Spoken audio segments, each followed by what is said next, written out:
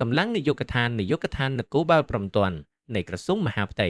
បានបើកប្រតិបត្តិការបង្ក្រាបករណីចាប់បង្ខាំងមនុស្សខុសច្បាប់នៃជំរិតទារប្រាក់ដោយជោគជ័យក្រោមបទបញ្ជាផ្ទាល់ពីឯកឧត្តមនៃឧត្តមសេនីយ៍សថេតកាលពីថ្ងៃទី27ខែឧសភាឆ្នាំ2026នាយកដ្ឋានបានទទួលពាក្យបណ្ដឹងពីលោកលីវវេហួរជនជាតិចិនអាយុ43ឆ្នាំដែលបានរាយការណ៍ថា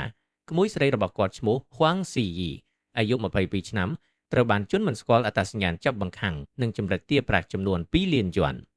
ភ្លាមបន្ទាប់ពីទទួលពាក្យបណ្ដឹងនេះដែលមានបទបញ្ជាពីលោកឧត្តមសេនីយ៍ឯកងេងជូប្រធាននាយកដ្ឋានកម្លាំងជំនាញបានដឹកនាំដោយលោកឧត្តមសេនីយ៍ត្រីហ៊ុនមុនីរ៉ាត់លោកវរសេនីយ៍ឯកហេមបូណានិងលោកវរសេនីយ៍ឯកឆាន់គឹមលីដើម្បីធ្វើការស្រាវជ្រាវតាមនីតិវិធីតាមរយៈការស្រាវជ្រាវយ៉ាងយកចិត្តទុកដាក់កម្លាំងសមត្ថកិច្ចបានកំណត់អត្តសញ្ញាណនិងទីតាំងបង្ខាំងបានយ៉ាងឆាប់រហ័ស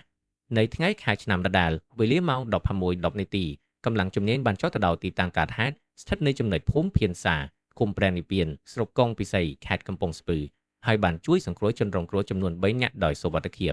ជនរងគ្រោះទាំងនោះរួមមានកញ្ញាហួងស៊ីយីអាយុ22ឆ្នាំកញ្ញាស៊ុយយុយអាយុ30ឆ្នាំនិងកញ្ញាឌៀនជាអាយុ26ឆ្នាំដែលសុទ្ធសិនជាជនជាតិចិន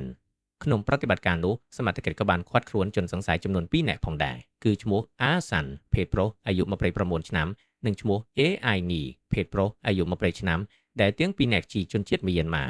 បច្ចុប្បន្នជនសង្ស័យនិងជនរងគ្រោះទាំងអស់កំពុងត្រូវបានបញ្ជូនទៅកាន់នាយកដ្ឋានព្រំទាន់ដើម្បីបន្តការសាកសួរនិងចាត់ការតាមនីតិវិធីច្បាប់